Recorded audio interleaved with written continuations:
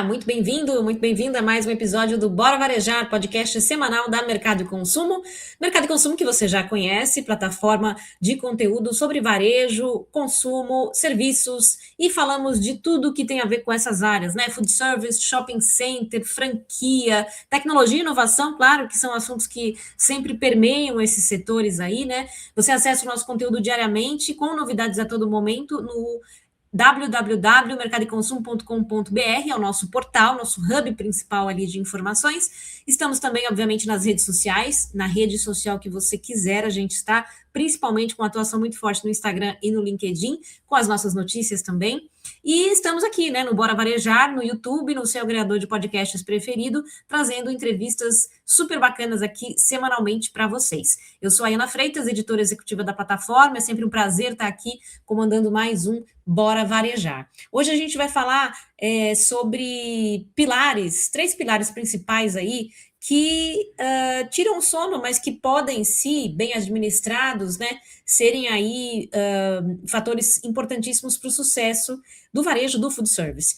Escala, ter uma escala real, eficiente, eficiência operacional, o quanto isso é importante hoje, né? Especialmente para empresas que atuam no Brasil inteiro, com tanta capilaridade, como a gente vê tantas empresas atuando hoje. E comportamento do consumidor, que a gente sempre fala aqui, muda com uma velocidade cada vez mais rápida, numa velocidade cada vez mais rápida, e não dá para ficar alheio, né, a essas tendências, essas mudanças de comportamento, porque senão você fica para trás.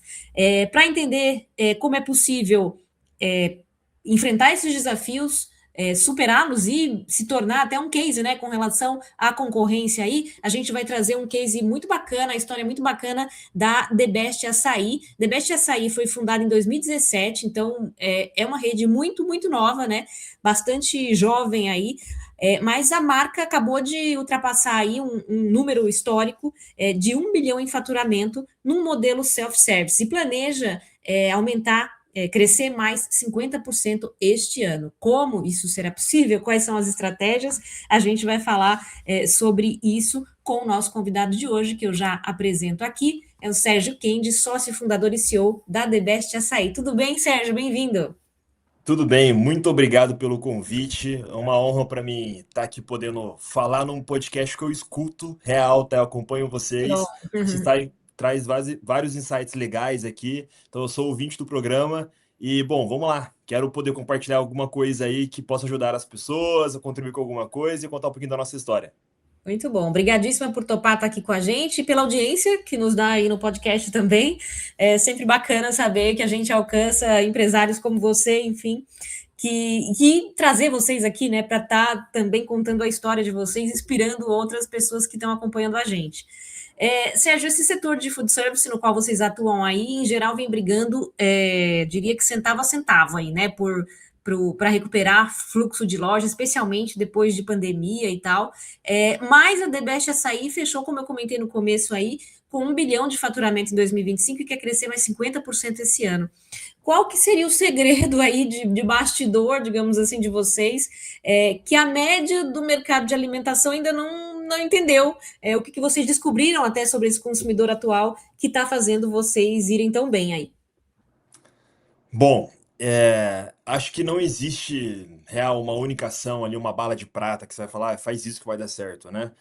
Acho que o que trouxe a gente até aqui e faz a gente continuar crescendo é a gente sempre ver que, primeiro, quando a gente começou em 2017, o mercado era totalmente diferente de hoje, tá? Parece que, nossa, faz 8 anos, mas mudou muita coisa, né? O nosso preço de balança, se a gente comparar com 2017, a gente vendia algo a R$ 29,90 o quilo. Era algo surreal de barato. Depois veio a pandemia, inflou todos os preços, tudo mais, inflação. Hoje a gente tem um preço super atrativo, mas ele já está 65,90, por exemplo. Mas a gente ainda continua atrativo. Só que a gente, imagina, dobrou de preço em 8 anos, né? Olha o tamanho da inflação que aconteceu durante todo esse mercado. Então, acho que o Brasil ele tem muita oportunidade, mas ele também tem muito desafio, né, em relação à inflação, ao consumo, e o mundo está mudando de tudo meio que junto aí. Então, uma coisa que acho que a gente criou assim e sempre se mantém incomodado e sendo cutucado de como a gente consegue sempre trazer algum tipo de inovação para o mercado. Então, a gente faz muita coisa diferente, né? Então, vou contar aqui algumas coisas rápidas que a gente faz, que o mercado não faz, por exemplo. Todo ano a gente faz uma campanha que a gente percebeu lá atrás que a Páscoa era uma campanha que vendia muito no varejo, mas a gente não surfava a Páscoa e a gente tinha déficit de venda no momento que geralmente não é frio, é calor, é março, geralmente a Páscoa ali. E a gente perdia, geralmente é em abril, né? Mas sei lá, do correr da Páscoa ela acontece em março, né? Mas a gente perdia vendas porque as pessoas estavam olhando mais para chocolate do que para sorvete, do que para açaí, que é o que a gente vende. E a gente olhava para aquilo no começo e falava, cara, a gente vai ficar aí sentando, vendo as marcas venderem um monte de ovos de Páscoa e fazendo um monte de coisa, a gente sem fazer nada. Isso lá no comecinho, né? Com 2 anos de operação. E a gente falou, meu, vamos tentar surfar a onda. Aí a gente foi lá e lançou o self-service de ovos de Páscoa dentro da loja. E aí isso, meu, viralizou. A gente teve mais de 40. Na primeira vez que a gente fez, teve mais de 40 milhões de visualizações em TikTok, em Instagram, porque a gente trouxe a mesma linha da loja, que é o self-service de açaí e sorvete, só que a gente colocou a casquinha do ovo de Páscoa no meio. Então, isso é uma das coisas que a gente faz diferente. Chega no Natal, a gente faz sei lá, um self-service de panetone. Agora, a gente acabou de lançar algo super fresco, que a gente lançou o primeiro self-service de petit gâteau do Brasil. Então, pô, você vai na loja, tem 3 sabores de petit gâteau, de doce de leite, pistache e de chocolate, e você monta com sorvete, com açaí e pesa lá no final, um preço super atrativo, e tem opções, variedade. Então, a gente está sempre tentando lançar alguma novidade para impulsionar de alguma maneira um desejo do consumidor para ele voltar para o nosso negócio. Então, acho que e isso são campanhas, mas exemplo, tá? Quando teve o boom do morango do amor, né? Quando tava acontecendo aquilo lá, a gente viu o morango, porque a gente usa muito morango na loja, né? E a caixa do morango, né? Ela saiu de R$ 30 para R$ 60 a caixa. Em 2 semanas, assim. E os franqueados, meu Deus, tá muito caro o morango e tudo mais. A gente fala, meu, o que que a gente pode fazer? Vamos fazer morango do amor na loja? Eu falei, meu, não dá, é muito trabalho e tudo mais. Mas deu, tipo, 4 dias do boom da campanha, a gente foi lá e lançou um sabor. A gente parou, a gente tem uma indústria verticalizada que fabrica por dia, são mais de 80 toneladas por dia, então é muito produto, é muito açaí, é gigante assim. E a gente parou a indústria e fez o sabor novo em 3 dias e estava nas lojas em uma semana. Então, isso a nível Brasil. Então, acho que o varejo, ele tem que ser, a gente tem que ser ágil no varejo, a gente tem que ser rápido, a gente tem que estar trazendo inovação a todo momento e se adaptando, né, às ocasiões que vai acontecendo no mercado. Pô, tá chovendo? Vai delivery. Tá calor? Vai pro self-service, vai pra loja. Tá no litoral? A comunicação é outra. Tá no interior? Às vezes a pessoa nem usa rede social, a comunicação é outra. Então acho que a gente ah, tá aprendendo ainda, porque não é uma bíblia pronta que você vai ler, vai estar tudo ali. A gente tá aprendendo muito varejo, mas acho que o nosso diferencial sempre é entender as diferenças do mercado e saber jogar ali o jogo local de cada região, sabe? E que você falou, né? Não é uma Bíblia pronta e é algo que está mudando toda hora, né? O consumidor está mudando muito rapidamente de gosto, de querer novidade, né? Enfim, acompanhar isso nessa intensidade que o consumidor exige hoje requer mesmo essa mente para inovação aí que você estava falando, né? Sim. E a gente, por exemplo, só voltando na questão da Páscoa, a gente estava com essa campanha da Páscoa há 3 anos consecutivos. E aí a gente sentiu que no último ano foi legal, mas ela não foi tão legal agora antes. Mesmo que ela dure só 40 dias, era de novo a mesma campanha, que gera um barulho, mas ela vai perdendo força, né? E aí a gente falou, meu, a gente precisa de algo novo para esse ano, de 2026. E a gente ficou pensando aqui um monte de coisa, olhando e tudo mais. Aí, de repente, a gente viu um vídeo no TikTok que tinha acabado de sair de uma pétala de chocolate sendo quebrada, dos ovos em Hum. pétalas. E aí, quando a gente olhou para aquilo, a gente olhou isso, acho que foi final de fevereiro, e a campanha ia começar em março, no modelo tradicional. A gente, em uma semana, mudou a campanha inteira da Páscoa, mudou todos os formatos. A gente foi lá na indústria que fabricava embalagem, tirou um caminhão de embalagens de lá, mandou para as lojas franqueadas. Ninguém tinha essa embalagem para comprar no mercado. E a gente lançou o self-service de ovos em pétalas. E aí, se você digitar hoje no Google, por exemplo, ovos em pétala, vai aparecer que quem lançou isso foi a The Best Açaí. Então a gente gerou tanta coisa em cima disso que a gente se apropriou do produto. Virou que a marca lançou ovo em pétala no mercado. Não foi isso, Uhum. né? Os bastidores não são esses, mas a gente fez tanto barulho, a gente usou influenciadores para ajudar a divulgar também, a gente tem uma capilaridade grande para popularizar isso, que fez um barulho gigante no mercado, e aí a gente ganhou, tipo, o título que foi a marca que trouxe isso pro Brasil, sabe? Então, essas coisas que a gente faz de diferente, eu acho que eu percebo que, às vezes, o food service, ele não tá... Porque é difícil mesmo, tá? Não é um negócio tão fácil fazer isso, ser ágil. A gente tem uma equipe interna de marketing aqui, que é uma agência praticamente, são mais de 40 pessoas, que publica, faz foto, faz vídeo, contrata influenciador. Então, e além disso, por exemplo, eu sou, às vezes, o garoto propaganda que vou na loja, que cobre o time para trazer novidade. Então, minha cabeça é muito sobre marketing e produto, sabe? E, logicamente, sobre o modelo de negócio, com os franqueados e tudo mais. Muito bom. É muito bacana esse exemplo aí, né? E tão rápido que vocês desenvolveram e foram atrás de fornecedor de embalagem e tudo mais. Um desafio que vocês, que imagino que vocês enfrentam, né, também, é o do próprio modelo de self-service, né? Porque ao mesmo tempo que ele tem a vantagem de você dar essa escolha para o cliente, né? Esse poder de escolha para o cliente, o que para ele é um valor com certeza, tem que se gerenciar bastante ali, questão de perda, né? Para ter uma margem mais saudável. Ainda mais como você comentou aí no começo, com a inflação do jeito que enfrentamos aí nos últimos anos, né? Como é que vocês tentam blindar as operações, enfim, sem prejudicar essa experiência do cliente? Porque o self-service já é uma experiência por si só, né? O cara ir lá e escolher e fazer as combinações e tal. Como equacionar aí? Acho que a gente é uma marca que a gente sempre pensa em ter um preço muito acessível para o consumidor. Antigamente a gente podia falar que a gente era muito barato. Hoje em dia eu vejo todo o mercado, eu sei que pô, a gente tenta ser o mais acessível e geralmente nas regiões a gente tem talvez o preço, um dos melhores preços do mercado ou tá entre os melhores, né?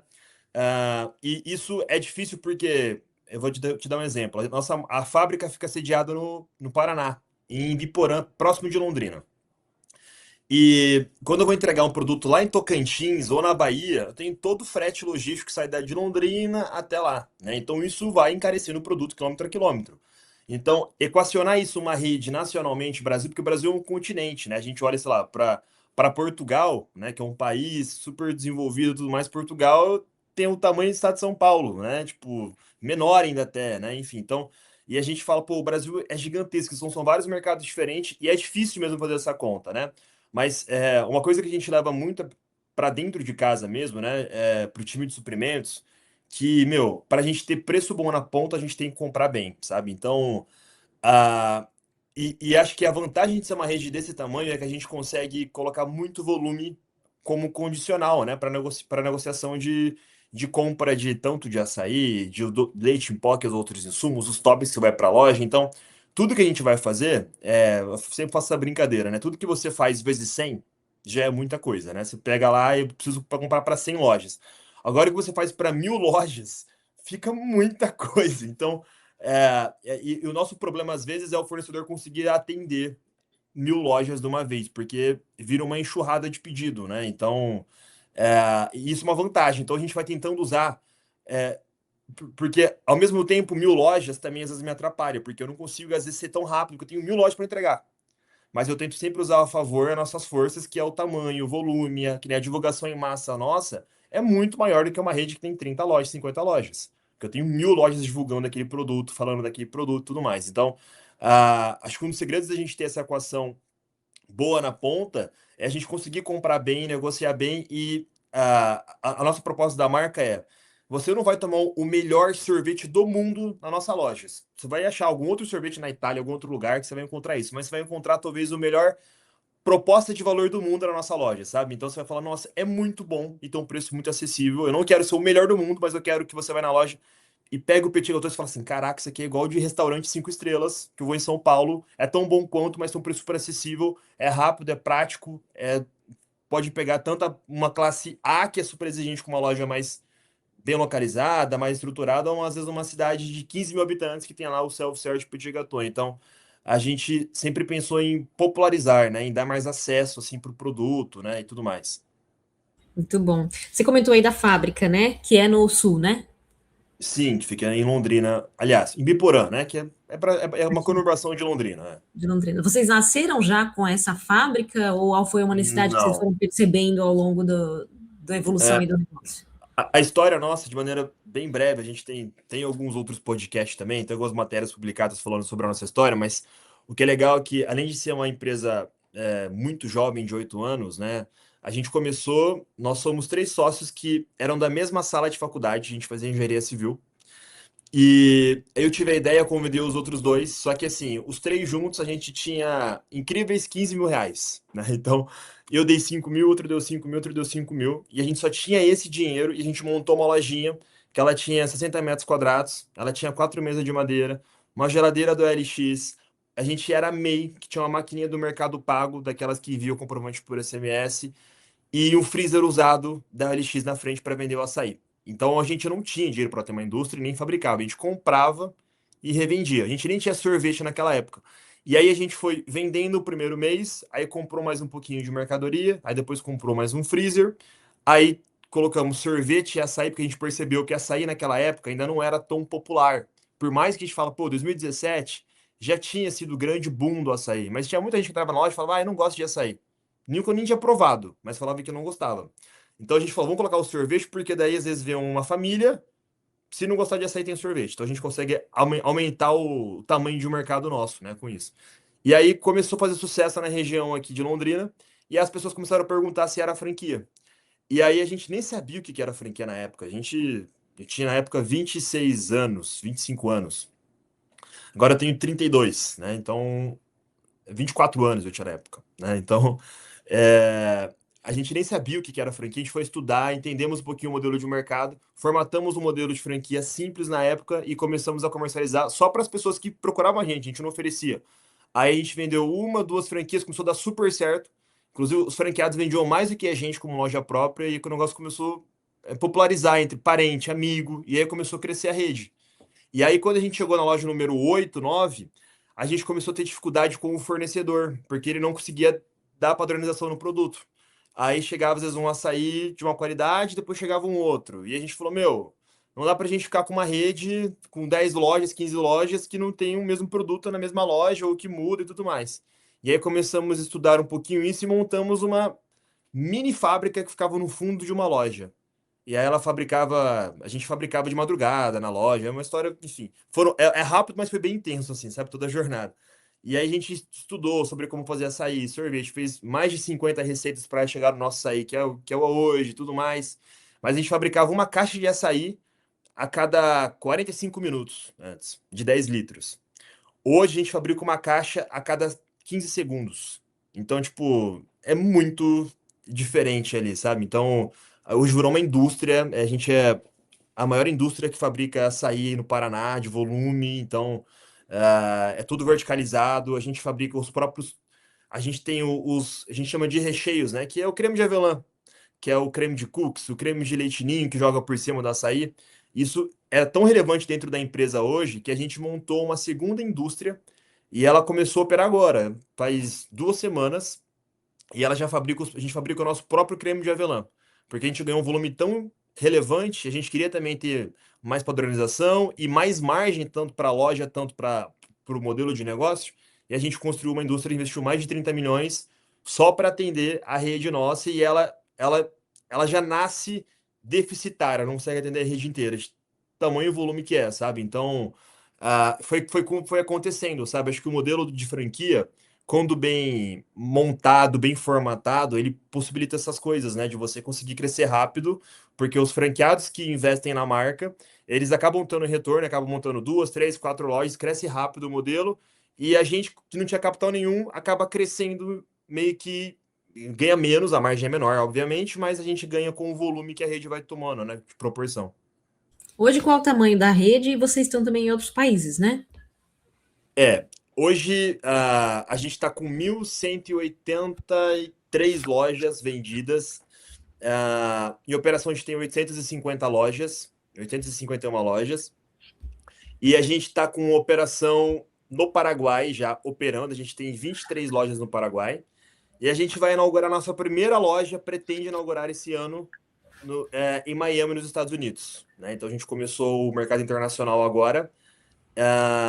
E esse é o panorama geral, assim, mas é uma aposta, Estados Unidos é um outro mercado, a gente precisa entrar com muita humildade, com o pezinho no chão, sentir a temperatura da água, porque muda muito, a concorrência é muito maior, o investimento é É muito isso que eu maior. Eu ia te perguntar, são mercados, não sei o Paraguai, se tem alguma semelhança maior aí com o mercado brasileiro, mas são mercados diferentes, né? Até de comportamento, acho que de consumo, de conhecimento do produto, como você comentou aí, de que Sim. até aqui o açaí não era tão popular até muito pouco tempo, né?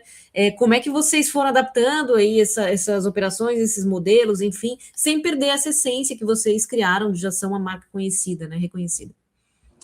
É, a gente ainda está no processo, tá? Eu não consigo falar tudo porque eu nem sei exatamente se o meu pensamento ele é correto, tá? Então eu sou bem humilde para falar, é isso que a gente está fazendo, mas vamos ver daqui a uns 2 anos, a gente vai fazer outra conversa, você vai falar, ei, como é que tá sendo? Eu falo, isso aqui deu certo, isso aqui deu errado, tá? Então, mas o Paraguai eu posso falar com um pouco mais, porque a gente já está 1 ano já, e a gente consegue ter mais informação, assim, do mercado. Mas Paraguai pra gente foi a gente queria testar a expansão internacional primeiro, né? Porque era um país que era mais fácil, porque, na teoria, mais fácil, porque você só tem que atravessar a fronteira de Foz, tá no Paraguai, né?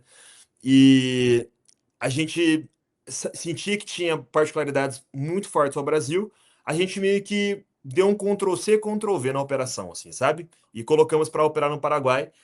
A gente teve várias dificuldades burocráticas, apesar de parecer que é fácil o Paraguai, olha o que eu vou falar, Paraguai foi mais difícil a documentação do que Estados Unidos. Então, as pessoas às vezes acham que Paraguai não, você chega lá e qualquer. Não é. Paraguai é super difícil a parte de documentação. A gente ficou um tempão para conseguir isso. Foi moroso.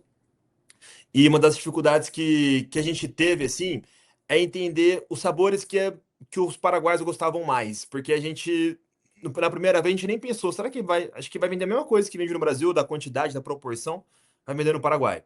E aí a gente descobriu coisas assim que eu nem imaginava. Por exemplo, o sorvete de abacaxi, que no Brasil ele deve ficar na posição 14ª entre 24 sabores de sorvete, 15ª. No Paraguai ele é top 3 de abacaxi. E você fala, como assim? Né? Que a galera gosta mais de abacaxi do que no Brasil. É, alguns toppings como pêssego em calda, aqui no Brasil, jamais isso venderia.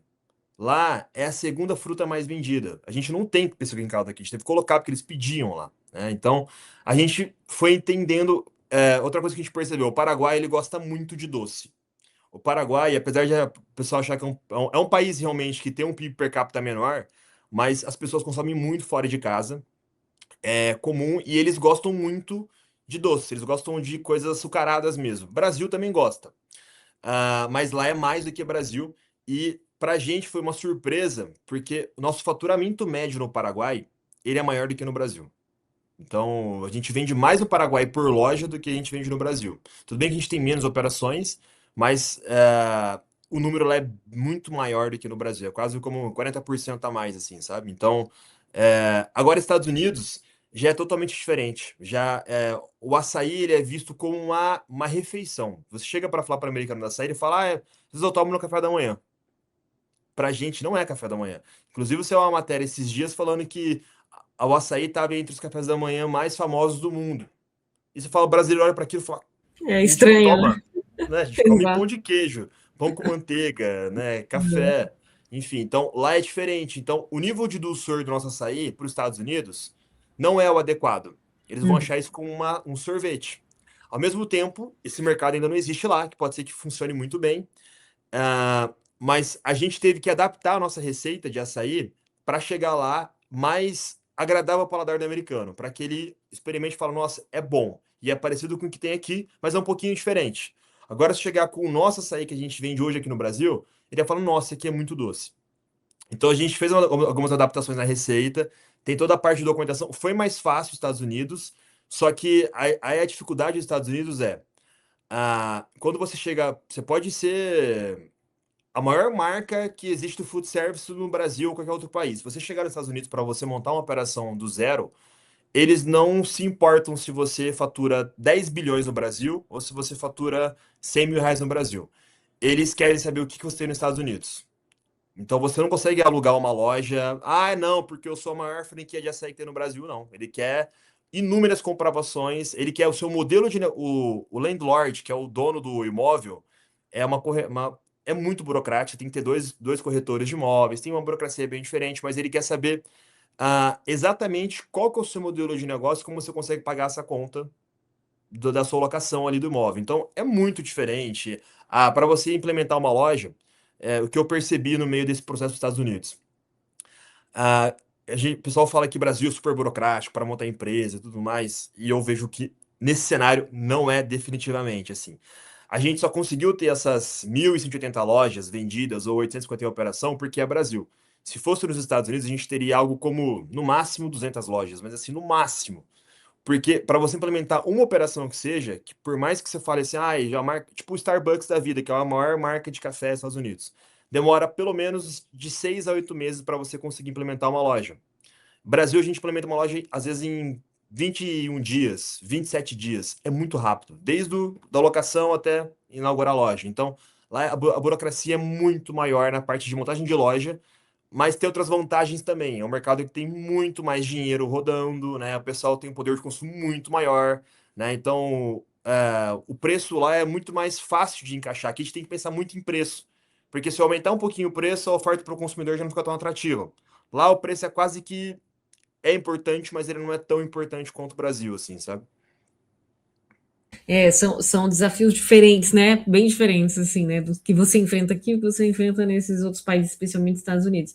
Isso é muito curioso mesmo, porque até porque eu imagino que quando você vai para um país assim, é claro, tem a questão de se adaptar culturalmente também a esse local, né? Não é só abrir um negócio, né? É entender esse consumidor, né? Entender, como você falou, o dulçor, que eles gostam, que eles não gostam, enfim, são vários estudos aí, imagino, até vocês decidirem. Vocês têm plano aqui de vender 300 novas franquias em 2026? E aí fica a pergunta, né? A gente está com um momento de custo bastante pressionado, juros ainda altos, né? Embora estejam caindo, mas caem num ritmo lento aí. Como que vocês acham que vão atrair esses investidores aí? O que leva os investidores a apostar nesse modelo?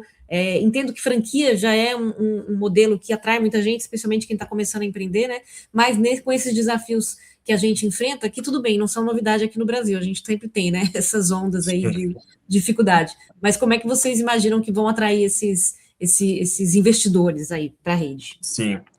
Ah, o que eu sempre gosto de pensar, e às vezes chega alguns outros franqueadores e pergunta, cara, como é que vocês estão vendendo tanta loja? O que vocês fazem de diferente? Como é que vocês vendem tanta franquia? Qual que é o canal de venda de franquia que eu não descobri ainda, sabe? Então, sempre a galera acha, não, ó, posta ali no Instagram com esse post aqui, com essa legenda, você vai vender. Não, não é isso, não existe isso, né? Eu sempre gosto de falar que, assim, é como se fosse um produto da nossa loja, né? A gente tem que ter a melhor oferta possível, né? A gente tem que saber comunicar bem a oferta e tem que ter uma melhor opção para a pessoa falar: meu, eu vou tomar um sorvete hoje no The Best, ou um açaí no The Best, ou em outra loja.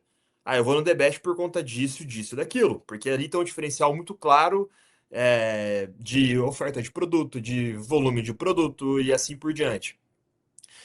E no nosso negócio na franquia, a gente sempre pensou por que que as pessoas vão investir lá atrás, no comecinho? Por que as pessoas vão investir no nosso negócio ou vão deixar o dinheiro aplicado ou vão investir em outra marca? Tinha que ter algum diferencial, claro, né? Então, a gente começou no mercado em 2018, quando foi a primeira franquia nossa. A gente entendeu que os franqueados, as pessoas que se candidatavam a franqueado, que tinham interesse, sempre barravam estudando assim o mercado, né? Sempre barravam naquela frase assim: o franqueado, ele não ganha dinheiro porque só quem ganha dinheiro é o franqueador, porque tem o royalties, ele vira um funcionário do franqueador e tudo mais. Então, a gente olhou para aquilo e falou: tá, como a gente pode quebrar essa objeção e esse lema que tem no mercado? Meu, vamos criar então um modelo de negócio que o royalties é fixo, que a gente não cobra mais percentual sobre o faturamento. Então a gente criou um modelo de negócio que o franqueado paga R$ 1.000 de royalties por mês. E aí, se ele vender 100 mil, que ele pagaria na teoria, geralmente é 5% de royalties, pagaria R$ 5.000 de royalties, ele paga R$ 1.000 para a The Best. Se ele vender 200 mil, que ele teria que pagar na teoria R$ 10.000, ele paga R$ 1.000 para a The Best.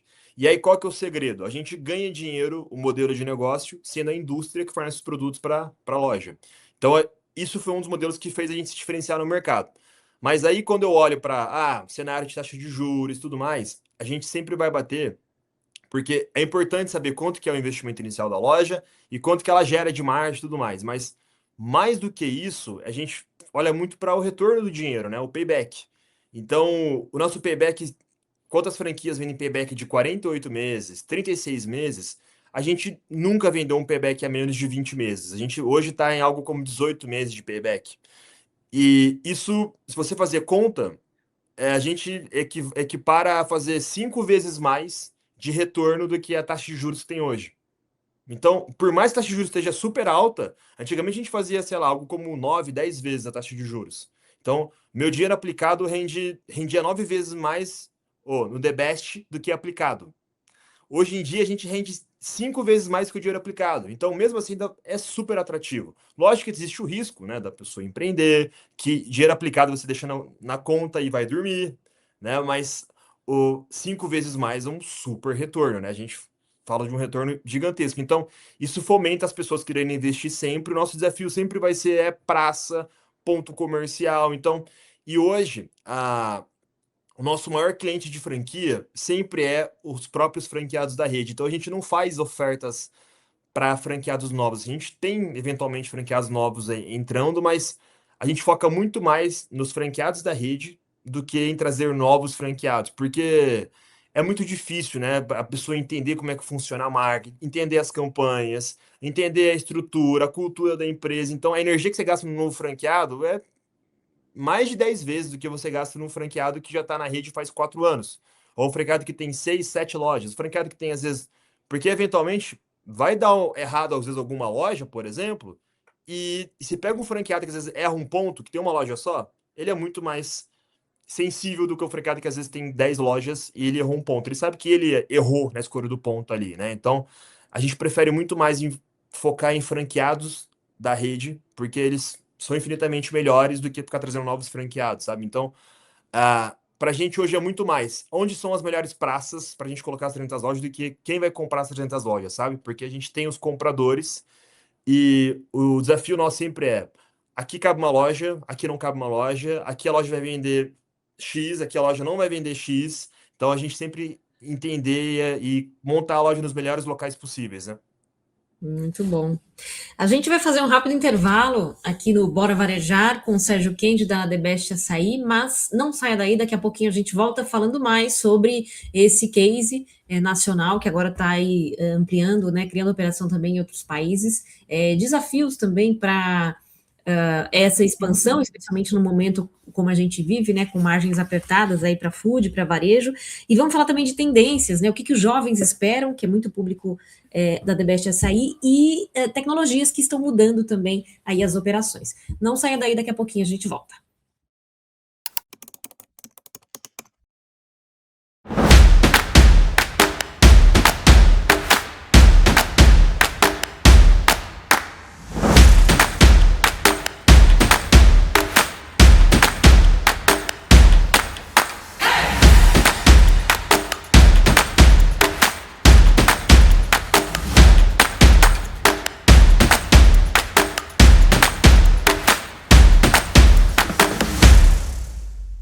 De volta com o Bora Varejar desta semana, recebendo aqui o Sérgio Kendi, ele que é fundador e CEO da The Best Açaí, contando para a gente a história da rede, né, que já tem aí mais de 1.000 unidades vendidas no Brasil, 1.183, 851 em operação, operações também no Paraguai, indo para os Estados Unidos, para Miami, enfim, expansão crescente aí.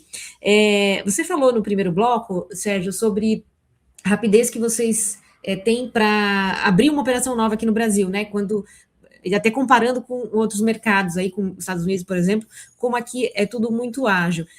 Vocês também tendo uma fábrica de vocês, imagino que isso permite uma agilidade importante aí na hora de criar produtos, na hora de inovar, né? Que é um dos marcos também de vocês, como você também comentou, né? Sempre estar antenado aí com as novidades e colocar no mercado alguma coisa no timing aí perfeito, né?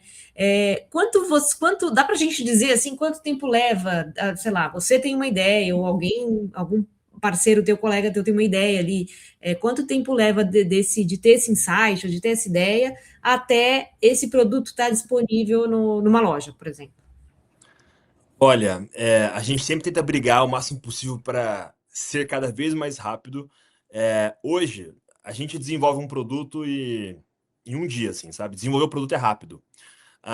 O único problema, de novo, a gente tem as vantagens e as desvantagens, né? Às vezes, se a gente botar um produto muito sem pé, sem cabeça, que nunca existiu, a gente precisa dos insumos para conseguir fabricar ele. Quando a gente tem coisas dentro de casa, a gente fabrica isso no dia seguinte, e aí em uma semana tá na loja já. Então, 7 dias, às vezes até menos, porque os franqueados fazem pedido no domingo, e aí na semana seguinte, na segunda, na terça, já está na loja. Então, é muito Isso é rápido. muito rápido mesmo.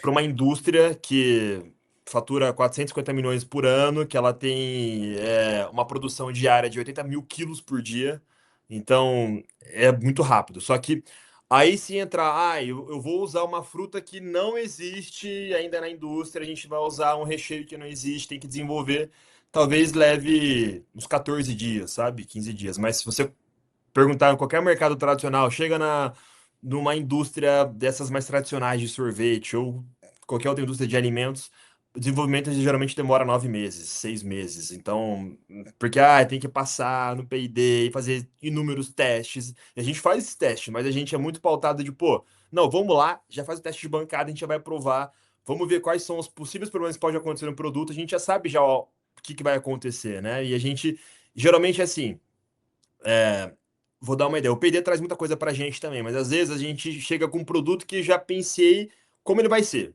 Então eu já falo, ó, quero lançar um sorvete assim, assim, assado. A gente vai usar esse recheio, esse ingrediente. Testem aí, depois a gente vai provar daqui a pouco aí. Eu vou lá pra indústria, tem todo um laboratório nosso, a galera faz muito rápido isso. E aí, se tiver o ingrediente na fábrica, já coloca pra rodar no PCP no dia seguinte e chega na loja na semana seguinte, sabe? E aí você não corre o risco de surfar numa onda que já acabou, né? Tipo, você estava Não, comentando no primeiro bloco do Morango do Amor, por exemplo. exatamente. O Você morango do não amor surfa foi isso. naquele auge, depois o assunto já morreu, né? Exatamente. Se você não aproveitar o pico, eu gosto de usar muito o Google Trends para acompanhar as tendências, né? Então, na época do Morango do Amor, eu tava todo dia assim, foi o primeiro dia eu vi esse negócio e falei, meu, quanto tempo vai durar? Aí eu comecei a entrar no Google Trends e comecei a acompanhar como é que tava a crescente dele. Falei, tá crescendo muito. Entrei no dia seguinte, de novo. No terceiro dia, falei, meu, se a gente não lançar isso agora, já vai acabar. E como é que a gente pode fazer algum barulho com isso? Então a gente foi lá, preparou o vídeo antes de ter o produto fabricado e a gente soltou o vídeo e aí chegou na semana seguinte na loja já. Então a gente aproveitou o hype da rede social, teve engajamento pra caramba. E foi tipo em 4 dias. Não foi assim, depois de um mês que apagou. Às vezes eu vejo umas marcas que nem teve o boom do pistache o ano passado, né? Aí teve marca que lançou pistache pra esse ano. Eu falo, meu Exato. Deus, já foi. O varejo é muito mais rápido que isso, né? Enfim. Exato, exato. Eu pensei no pistache também, quando a gente estava conversando, quando você começou a falar, porque eu também tive essa impressão. Teve marca que lançou logo, enfim, mas tem marca que está lançando agora, como se fosse uma grande novidade, né? E tudo bem, Né? entendo que tem gente que continua gostando, continua em alta, mas Sim. não A pegou o procura hype. não é igual. Exato. E aí, queria falar até de uma questão que também, não sei se é um hype, né? Mas é uma tendência que a gente vê de comportamento do consumidor. E na semana passada, a gente esteve na APAS Show aqui em São Paulo, cobrindo lançamentos da indústria, né, para supermercado e tal. E o que tem muito ali é alimento que tem algum valor nutricional adicionado, assim, né? Alguma característica, algum benefício funcional, alguma coisa que vai além da indulgência mesmo. Às vezes a gente está falando de produto que é de indulgência, né? Sorvete, por exemplo, chocolate, mas tem também um valor ali a mais. Quando a gente está falando dos produtos que vocês têm, o açaí ele até já passa essa ideia de saudabilidade, né? De alguma maneira, sem considerar o que você vai colocar ali de topping, dependendo, né? Mas já passa um pouco essa ideia. Mas vocês têm feito parcerias também, né? Com marcas para ir um pouco para essa tendência. O que vocês imaginam aí? É uma forma também de se adequar a essa exigência do consumidor? Vocês têm percebido isso de pedido, como vocês têm esse acompanhamento direto ali, né? Na ponta e tal? Ou é até também para trazer um público diferente que não estava acostumado a consumir, por exemplo, o açaí? Boa pergunta. A gente sempre olhou pro açaí, pro sorvete, sempre muito como olhar de indulgência, desde o começo. Porque enquanto as marcas antes batiam muito no açaí, energia, que é rico em antioxidante, e é mesmo, né? Ele tem vitaminas, e, enfim, o açaí tem várias propriedades que ajudam ao corpo regenerar mais rápido e tudo mais. Enfim, eu faço triatlon também, já fiz um Ironman, Enfim, então a gente come açaí durante a prova, porque ajuda a recuperação muscular, enfim. Eu como the best durante a prova ali. Então, só que a gente nunca bateu nessa tecla, sabe? Porque eu percebi que o brasileiro, diferente, por exemplo, do mercado americano, você vai ver depois a comunicação que ela vai ser diferente. Mas o brasileiro olhava para o açaí com um copão de açaí com Nutella e brigadeiro e paçoca. Então eu falo, meu, a galera tá batendo numa coisa, o brasileiro quer outra, então vamos vender o que eles querem, né?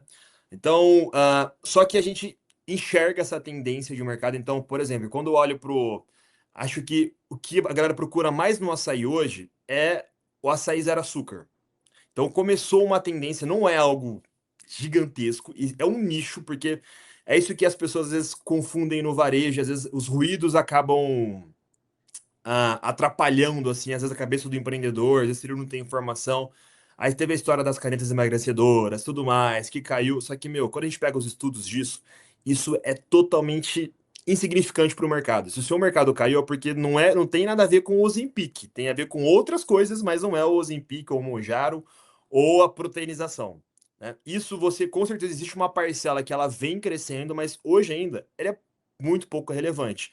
A gente percebeu um crescimento. A gente tinha, quando a gente pega a carteira de açaís, né, que a gente, o freezer, tem 12 sabores. O açaí zero, há 3 anos atrás, ele correspondia a algo como 2 a 3% de uma loja que vendia açaís. E hoje em dia ele já corresponde a algo como a 7%. Ele cresceu 3 vezes mais, mas ele é pouco relevante dentro do total do portfólio. Só que, quando a gente olha para essa categoria de saudabilidade, a gente começou a fazer alguns movimentos porque eu acho que o mercado ele vai mudar mesmo, e é aos poucos. Só que eu não posso, de repente, pegar todo um. A gente existe uma, uma ocasião de consumo muito de sobremesa na cabeça do consumidor. E aí, de repente, eu tombar minha marca totalmente para produtos saudáveis, sem sabores e sem graça, que eu vou perder todo aquele meu consumidor que eu ganhei. Que as pessoas continuam indo, comendo sobremesa, continuam comendo coisas que tem açúcar. Pô, isso a gente está vendo a febre do cookies voltar no Brasil, né? E o cookies é super calórico, é cheio de açúcar, mas é super gostoso. E as pessoas precisam do momento de lazer. E o açaí, o sorvete é a mesma coisa. Nunca, a gente vê gelaterias crescendo, enfim. Então, acho que a gente só tem que saber, às vezes, vender da maneira certa, né? Mas o que a gente encara para isso, a gente fala, meu, é uma parcela que está crescendo e eu quero, de alguma maneira, me posicionar nesse mercado. Como é que eu posso colocar um pé para que eu possa atender esse público quando ele vem na minha loja e eu ter alguma opção para ele? Então, a gente não criou porque é uma super tendência, mas a gente criou porque a gente quer abranger esse público. Então a gente lançou, por exemplo, um shake de açaí com proteína, só que a gente sempre vai bater sempre no em que é gostoso, tem que ser gostoso. E aí a proteína tem que ser o apetrecho, que é o que a galera tá buscando. Então, só que como a gente não tinha esse lugar de fala ali, de falar, ó, vem aqui tomar algo saudável, né? A gente começou a se associar com outras marcas que têm isso muito claro. Aí a gente traz a indulgência, outra marca traz o fator da proteinização e tudo mais. Então a gente fez uma collab com, por exemplo, a Dr. Peanut, que também é uma marca indulgente, mas ao tempo traz um pouco da saudabilidade, e junto com a probiótica, que trouxe a proteína. Então a gente fez um shake com whey da probiótica e com pasta de amendoim da Dr. Peanut. Tem baixa caloria, tem 250 calorias no shake, 14 gramas de proteína e custa tipo R$19,90. Então, é muito mais gostoso do que aqueles iogurtes, né? Tudo mais, e é refrescante, tudo mais, combina e tem proteína, sabe? Tem a mesma quantidade de proteína que tem aquilo ali. E tem calorias também. Então a gente foi achando maneiras de vender o nosso produto, e, por exemplo, lá no freezer de self-service, hoje a gente coloca nos sabores que é focado para saudabilidade, nos sabores zero açúcares ou com baixa caloria, você vai ver a quantidade de calorias que tem numa bola. Então a gente coloca a etiquetinha lá no freezer. Então você chega na loja e você vai ver, o açaí tradicional é um produto que, por mais que ele contenha açúcar, é um produto saudável. Ele tem baixa caloria perto de um sorvete ou perto de um gelato, por exemplo. Então o açaí tradicional ele tem numa bola 78 calorias. Mas o açaí diet ele tem 58. Então fica ali colocado as calorias, mas o sorvete tem 130. Então o sorvete é para indulgência. Mas aí eu tenho um sorvete que é um sorbet que é morango de maracujá, zero açúcar. Esse tem 34 calorias. É tipo, você pode comer 1 quilo que você vai, né, você vai consumir 200 calorias em 1 quilo, sabe? Tipo, é muito pouco.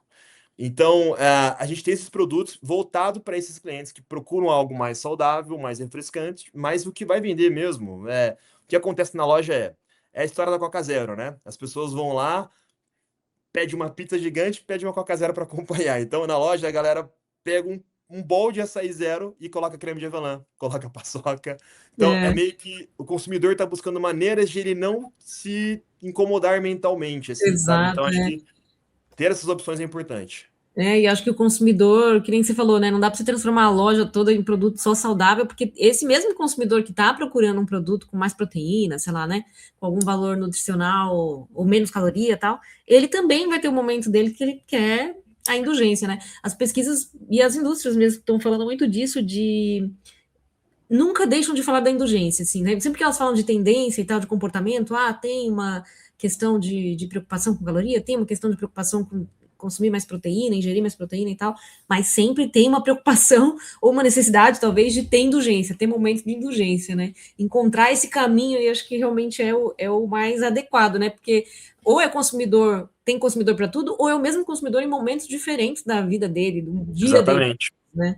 Que quer coisas diferentes. Outra coisa que a gente vê muito forte também, e acho que o fato de vocês serem self-service e tal, ajuda, né? Os jovens, especialmente, não só o jovem, é uma tendência geral, mas o jovem gosta muito dessa personalização, dessa customização, né? De perceber que tem algo ali enfim, foi pensado para ele ou para a galera dele, para aquelas pessoas com quem ele se identifica, né? E, ao mesmo tempo, a gente tem essa questão da velocidade que você estava comentando ali, né? Como é que vocês vão, sei lá, a partir do momento que tem o pedido numa loja, como é que vocês vão, na velocidade necessária e maior possível, levar esse desejo do cliente ali para a realidade?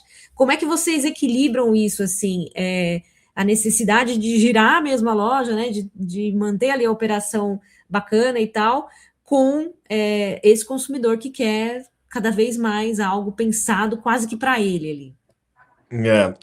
Acho que, de novo, a gente tem vantagens e desvantagens, né? Pelo tamanho da rede. Uma das desvantagens é que, por o Brasil ser muito grande, quando no sul tá super frio, Tocantins está no verão, a Bahia está no verão.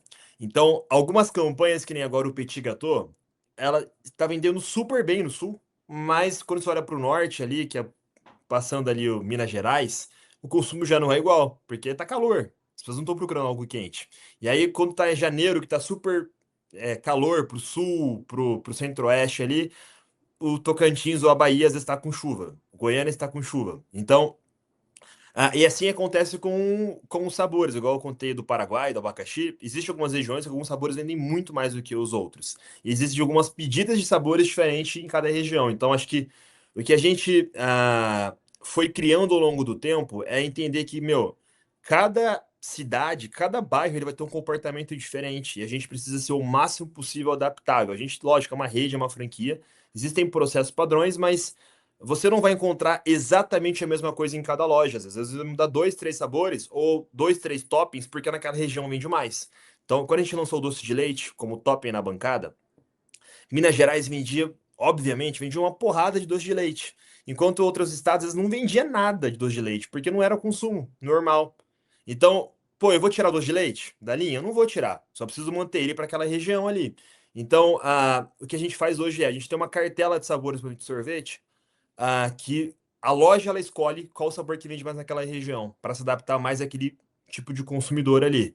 Ah, a gente tem as comunicações que elas acontecem enquanto o Tocantins está falando de algo mais refrescante agora, a gente está falando para o resto do Brasil de, de frio, né? De petit gâteau. Já já entra outra campanha nossa, a gente faz um self-service, a gente sempre tem uma campanha nova rolando, né? No self-service ali. A gente vai ter entrada, após o petit gâteau, a gente faz um self-service de waffle. Também é único no Brasil. Então você pega um waffle quentinho, coloca com sorvete, com açaí e pesa ali no final. É no self-service também, é super customizável e tudo mais. Então, só que a gente fala em momentos diferentes em cada região, sabe? Então acho que isso é um dos grandes desafios que a gente tem, sabe? De estar sabendo que no lugar tá quente, no lugar tá frio, sabe? Então faz parte. Exato, entre vários outros, né, ainda tem esse no Brasil, né? Uma última pergunta, a gente não falou aqui quase de tecnologia, né? E obviamente tecnologia, imagino, impacta bastante também em qualquer operação. E até acho que para vocês manterem esse padrão, enfim, fazerem essas conexões, né, de norte a sul, enfim, onde vocês estão, onde vocês estão com lojas e tudo mais, como a tecnologia de fato está ajudando vocês a, sei lá, manter cultura mesmo, manter padrão, né? Como é que você diria que a tecnologia tem mudado aí a operação?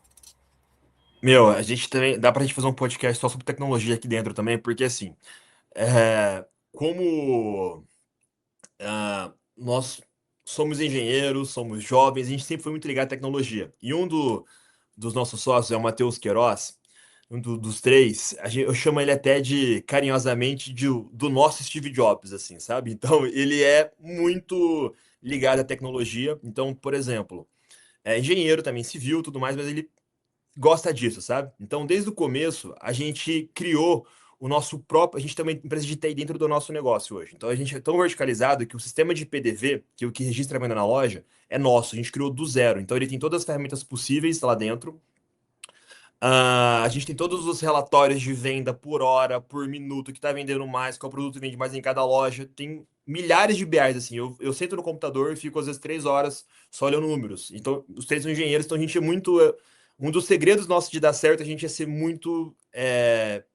Olhar sempre pra métrica. Não é tipo, ai, vai dar certo. Não, vai dar certo por conta disso, disso e daquilo. Acontece, sabe? Então, e aí, por exemplo, a gente tem um app que chama Clube The Best, que é um app de fidelização de cliente. E esse app, ele, em alguns momentos do ano, quando a gente faz algumas campanhas, ele é o app mais baixado da Apple Store. Então, vai acontecer de novo esse ano, com certeza. Pode marcar, dia 5 de setembro tem o The Best Day, que é uma campanha que a gente faz nacional. E vai ser o app que você vai entrar na App Store nesse dia e vai ser o app mais baixado do dia, o mais utilizado do dia. Ele vai estar lá, um app gratuito que vai estar lá sendo baixado. Então, é um app de fidelização, só que a gente consegue saber quando o cliente vai na loja, o que ele gosta mais, as recompensas que ele vai trocando as recompensas que ele vai ganhar na loja por produto. Então, gastei R$ 30 na loja e já ganho, às vezes, uma recompensa para pegar um copo de açaí. Então, eu trago mais frequência de compra, eu tenho mais informação sobre o nosso consumidor, e a gente faz algumas ativações, que daí a gente começou a usar algumas ferramentas a mais, por exemplo, a gente usa o Salesforce dentro da companhia hoje. Então, quando eu lanço uma campanha que nem o Waffle, eu vou pegar todos os clientes que consumiram o petit gâteau, que gostam de algo que é mais quentinho, foram para a loja de inverno, e eu mando para eles uma mensagem direto no WhatsApp, falando: ó, chegou a campanha do Waffle, você é um cliente especial para a gente, tome aqui um cupom ou uma recompensa para você ir para a loja. Então, isso é totalmente automatizado. A gente usa inteligência artificial para identificar os sabores que vai ser mais vendido e tudo mais, isso para metrificar dentro da indústria também, mas a maior tecnologia nossa está sempre mais olhando para a ponta, assim, como a gente consegue ter cada vez mais um CRM melhor, sabe? Então, de saber quais os consumidores, quando o franqueado entra aqui hoje para se candidatar, eu já sei em qual loja ele consome, se ele é um cliente nosso. Então, eu sei qual loja ele consome, quando ele frequentou, e você fala: nossa, que legal, eu vi que você foi na loja tal, né? Ele fala: como você sabe? Porque a gente tem um CRM que eu identifico cada venda e tá tudo integrado dentro de um sistema nosso robusto, sabe? Então, eu gosto muito de tecnologia, mas eu gosto mais ainda quando a gente usa tecnologia para vender mais, sabe? Então, a gente é muito fissurado nisso. A gente está lançando hoje aqui, né, a campanha, que a gente, hoje também, inclusive, eu não sei quando vai ao ar o programa, mas a gente está lançando a campanha do Leve 3, Pague 2, que você leva 3 potes e paga só 2 potes só. Só que essa campanha é exclusiva para o nosso canal de fidelidade. Então as pessoas entram, baixam o app, ou já tem um app já baixado, resgata um cupom, é muito rápido, e troca na loja e tem essa recompensa de oferta. Então, e tudo isso é metrificado. Então a gente vai montando um grande banco de dados que eu tenho informação de quais clientes frequentam mais, de por que ele parou de ir na loja, o que aconteceu, se ele só vai final de semana, será que ele mora longe da loja, ou ele não sabe que tem uma loja perto da casa dele. Então a gente faz comunicações cada vez mais assertivas para cada tipo de consumidor, sabe? É usar a tecnologia totalmente a favor do negócio, né? Como você falou, né? Ter, enfim, adotar as inovações, mas saber usar esses dados que são ricos, que são tão ricos Sim. que vocês têm acesso, né? Enfim, muito bacana. Estamos nos encaminhando aqui para o final do episódio, mas a gente tem um quadro aqui que a gente chama de check-out, Sérgio, em que a gente pede para o nosso convidado de hoje mandar, enfim, um recado final aí para quem está acompanhando a gente, pode ser para o franqueado, enfim, para quem está pensando em empreender, fique aí à vontade para dar o recado que você quiser. Bom, primeiro, muito obrigado pela oportunidade. Acho que foi super legal o papo. Você conseguiu extrair coisas legais perguntas que a gente poderia ficar falando às vezes por horas ali, às vezes até me alonguei, mas acho que o recado final que eu posso deixar é que assim, tudo que eu falei aqui, que a gente está fazendo, e tudo mais, meu, não começou assim, né? A gente começou em 2017, de novo, contei lá com 15 mil reais, com uma empresa que era só nós três, não tinha funcionário, a gente não sabia de nada disso. Só que acho que uma coisa que a gente sempre teve é essa curiosidade, né, de querer aprender mais, de ser incomodado, de entender, pô, por que que tal marca consegue fazer isso, a gente não consegue fazer, né? Então a gente foi sempre tentando ser cada vez melhor e as coisas vão acontecendo, né? Só que, imagina, são 8 anos incansavelmente trabalhando nisso e vai acontecendo, contrata gente boa, coloca para ajudar, para trazer informação, e a gente foi construindo isso, né? E aí, se você quer empreender, saiba que vai ser difícil, com certeza, ou se você já empreende, você vai saber o que eu tô falando, que parece que é simples quando eu falo aqui as coisas, falo, nossa, caramba, eles têm muitas coisas, que legal, não sei o quê, mas tem muitas dificuldades também. A gente geralmente gosta de contar as boas histórias, mas também tem histórias ruins no meio, também tem lançamento que deu errado, enfim. Então, todo mundo tem as coisas que dá errado, né? Só que às vezes o que aparece mais sempre são as coisas boas, né? Enfim, então. Mas eu acho que no final das contas, assim, o que acaba movendo muito a gente hoje, a companhia, acho que a gente tem um sonho grande, obviamente, de estar em vários países, de ser uma marca tão grande. A gente sempre fala que a gente quer ser o próximo McDonald's do açaí, então a gente tem muito essa visão. Acho que a gente vai chegar lá, é possível chegar lá. Mas acho que o que acaba movendo mais a gente é, pô, a gente poder transformar de alguma maneira as cidades, as regiões onde a gente passa, as pessoas que trabalham junto com a gente, então tanto os colaboradores quanto os franqueados que às vezes mudam de vida, franqueados que há 3 anos atrás ele era um assalariado que ganhava um salário por mês, de repente hoje ele tem 5, 6 lojas e mudou a vida da família inteira e viaja internacionalmente, enfim, é super feliz, super realizado e é grato para a marca, a cultura que a gente construiu com a companhia, enfim. Então, acho que, no final das contas, o que. Porque é super legal ter uma empresa desse tamanho, mas acho que o que vale pra gente mesmo é quando eu tô na comissão de franqueados e o franqueado me abraça e me chora, não sei nem como reagir, porque ele fala, meu, obrigado por ter feito isso e por poder fazer parte dessa história. Então, acho que sempre é isso que vai continuar motivando a gente e espero que isso motive as pessoas também que estão ouvindo o programa de hoje. Muito bom. Muito bom, obrigadíssima, Sérgio Kendi, sócio fundador e CEO da The Best Açaí, pela participação aqui no Bora Varejar. Foi um prazer. Não falou muito, não, falou o necessário e, como você falou, conversaríamos muito mais tempo aqui, se tivéssemos. Muito obrigado. Obrigado, Obrigadíssima. gente. Obrigada a vocês que acompanham semanalmente aqui o Bora Varejar e diariamente o portal mercadoeconsumo.com.br e também nossas redes sociais. Um prazer ter aqui vocês novamente. Até a próxima.